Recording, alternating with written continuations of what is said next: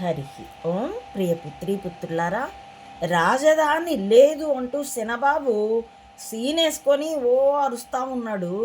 రాజధాని లేకపోయినా పర్వాలేదు కానీ వరదల్లో మునిగి జనాల్ని ముంచేసే రాజధాని అమరావతి, భ్రమరావతి, గ్రాఫిక్వతి మాత్రం అక్కర్లేదండి. పచ్చని పంట, 3 పంటలు పండే భూమిని రాజధానికి ఎంచుకొని చంబా భావితరాల పట్ల ఎంత పాతకం చేసావంటే నీ పూర్వతరాలు భావితరాలు కూడా శాశ్వత నరకంలో ఉంటాయిరా అబ్బి. అంత పాపం చేసావు. భారతదేశ ధాన్యాగారం, ఫుడ్ ట్రెజర్, ఆహార గిడ్డంగి ఆంధ్రప్రదేశ్. దాని యొక్క పచ్చని పంట భూముల్ని భ్రమరావతి చేసి కమ్మరావతి చేసావే. దానికి నిజానికి విశాఖపట్నం అది రాష్ట్రానికి ఒక చివర ఉంది కాబట్టి బహుశా జగన్ అన్న మాజీ ముఖ్యమంత్రి 3 రాజధానులు, విజయవాడ ప్లస్ కర్నూలు కూడాను. నిజానికి అసలు నేను పల్లెబాటల్లో ప్రయాణిస్తూ ఉంటాను ఎక్కువగా ప్రవచనాలకు, ఆశ్రమాలకు వెళ్ళేప్పుడు. ఇప్పుడైతే తగ్గించుకున్నాను. కానీ ఆ దారుల్లో చూస్తే గ్రామ సచివాలయం, రైతు భరోసా కేంద్రం, పక్కా బిల్డింగ్స్, చక్కని బిల్డింగ్స్, విశాలమైనవే కొంత. అవి లేని గ్రామాలు నేను చూడలేను. అంటే ప్రతి గ్రామ సచివాలయము రాజధాని భవనాల్ని కలిగి ఉండి, రాజధాని 3 కాదు, ఈ రాష్ట్రంలో ఎన్ని గ్రామాలు ఉన్నాయో అన్ని రాజధానులుగా ఉంటే నీ కమ్మరావతి ఒక్కటి గ్రాఫిక్స్తో పెట్టుకొని ఆ డబ్బులు మింగేసి ఊరి చెంబా అండ్ చెంబాకు మీ పాతకం చాలా పెద్దదిరా. నిజానికి ఇక్కడ ఒక విస్మయం గొలిపే విషయం చెప్తానండి.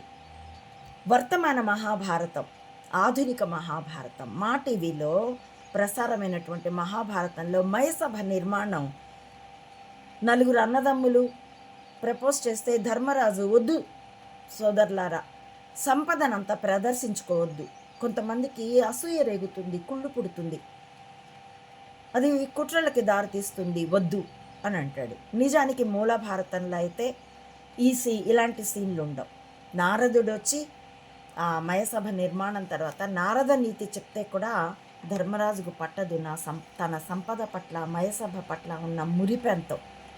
అందుకే తర్వాత జూదం ఆడి పోగొట్టుకుంటాడని నేను ఒక దీంట్లో రాసుకున్నాను కూడా. అటువంటి ధర్మరాజు నారదుడిని అడుగుతాడు, మయసభని చూశారు కదా, ఇంతకంటే మంచి మందిరాలు ఎక్కడైనా చూసారా అంటే ఆయన చిరునవ్వు నవ్వి ఇంద్రుడి యొక్క సభాభవనాన్ని బ్రహ్మలోకంలో అంటే సత్యలోకంలో చతుర్ముఖ బ్రహ్మగారి సభాభావ ప్రాంగణాన్ని, భవనాన్ని ఆయన వర్ణిస్తాడు. తర్వాతే స్వర్గంలో ఉన్నటువంటి మీ తండ్రి పాండురాజు మిమ్మల్ని రాజసూయ యాగం చేయమన్నాడని చెప్తాడు. అదే ఈ వర్తమాన మహాభారతం, ఆధునిక మహాభారతం సీరియల్లో అయితే కుంతీదేవి రాజసూయ యాగం చేయమని వాళ్ళకి వర్తమానం పంపినట్టుగా చిత్రీకరించబడింది. కథ అదే కానీ కథనం వేరుగా ఉంటుంది. అందుకే దీన్ని ఆధునిక మహాభారతం అన్నాను. అందులో ధర్మరాజు వద్దు, సంపదని ప్రదర్శించొద్దు, అది అసూయ ద్వేషాలకి సమాజంలో కీడుకి దారితీస్తుంది అని అంటే కృష్ణుడు ఒక మాట అంటాడు, లేదు, రాజు నిర్మించే గొప్ప భవనాలు, గొప్ప నిర్మాణాలు ప్రజల్లో, పౌరుల్లో తమ దేశం పట్ల ఒక భక్తికి, గౌరవానికి, ఒక గర్వానికి దారితీస్తుంది. అది ప్రజలకు ఉండాలి. అప్పుడే వాళ్ళ ఆ దేశం పట్ల ఒక గౌరవం, భక్తి ఉంటాయి అని. నిజం కదా. ఇప్పుడు మనం మొన్నటిదాకా పార్లమెంటు భవనాన్ని చూసో లేకపోతే చార్మినార్ని చూసి మనం పొంగిపోతూ ఉంటాం కదా. పూర్వీకులు కట్టిన కట్టడాల గురించి, Srisailam project, Sagar project, Bhakra Nangal project, ఇవి చూసి, పూర్వపు గుడులు చూసి మన దౌర్భాగ్యం, భారతీయుల దౌర్భాగ్యం భయంకరమైంది. అందులో తెలుగువారి చవటతనం ఇంకా ఎక్కువ కాబట్టి విద్యారణ్యుల వారు హరిహర బుక్కరాయల చేత విజయనగరం అనేటటువంటి రాజధానిని నిర్మింపచేస్తే దాన్ని కూలగొట్టబడితే అక్కడ వెళ్ళి ఆ వంకల్లో డొంకల్లో పళ్ళికిలిస్తూ స్నానాలు చేస్తూ ఫోటోలు తీసుకోవడానికి పరిమితం అయ్యాం. కానీ ఒకప్పుడు అది తెలుగు వారి గర్వకారణం విజయనగరం రాజధాని.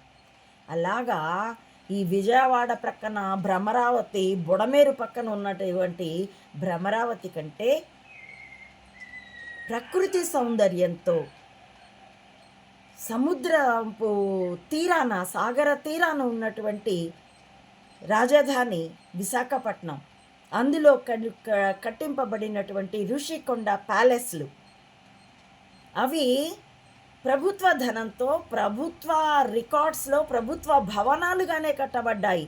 ఒకవేళ గెలిచి ఉంటే, గెలుస్తానన్న నమ్మకంతో తాను మళ్ళీ భవిష్యత్తులో ఎంజాయ్ చేయగలను అనుకుని ఉండొచ్చుగాక, కానీ అదే ధనం పెట్టి తన పులివెందుల్లోనో కడపలోనో కట్టుకోలే, తన సొంత భూమి కొనుక్కొని కట్టుకోలే. అదే ఋషికొండలో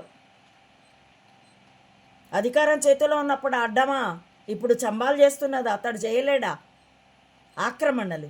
అలా ఆక్రమించేసి ఆర్ఎఫ్సి వాడు 100 ఎకరాలు ఆక్రమించేసి కట్టుకున్నప్పుడు జగన్కి చేత కాదా? ఋషికొండలో కట్టుకుని ఉంటే ఏం చేయగలిగి ఉండేవాళ్ళు? అతడు ప్రభుత్వ భవనాలుగానే కట్టాడు.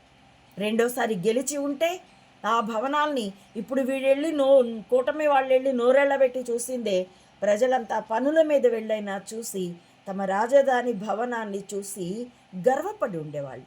ఆ ప్రమాదం అర్థమయ్యి కూడా రెండోసారి గెలుస్తాడేమో, గెలిస్తే కమరావతిని భ్రమరావతి వర్సెస్ విశాఖపట్నం, ఈ పోలికతో అయిపోతాము అని భయపడి ఉరికి ముందు వెనుకలు ఆలోచించుకోకుండా అప్పటి వరకు తొక్కిపట్టి గబాలన ఓపెన్ అయితే ట్యాంపర్ డోరు పరుగెత్తిపోయి ఆ ట్రాప్లో పడ్డాక, అది డిక్లేర్ అయ్యాక గుండె ఠారుమని డ్రామోజీ నరకానికి ప్రయాణం అయితే చెంబ నిత్య నరకాన్ని అనుభవిస్తూ ఉన్నాడు.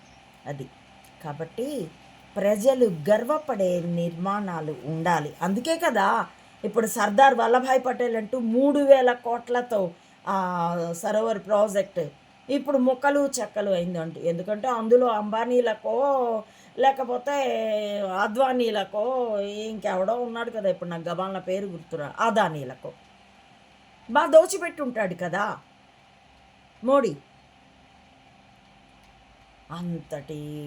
ఎంతటి గొప్పవాడంటే ఈ విశ్వగురు కుర్చీ మడత విప్పి సముద్ర తీరాన కూర్చుంటే కొన్ని దేశాల ఎకానమీ కుప్పగోల్చగలిగేటంత అవతార పురుషుడు.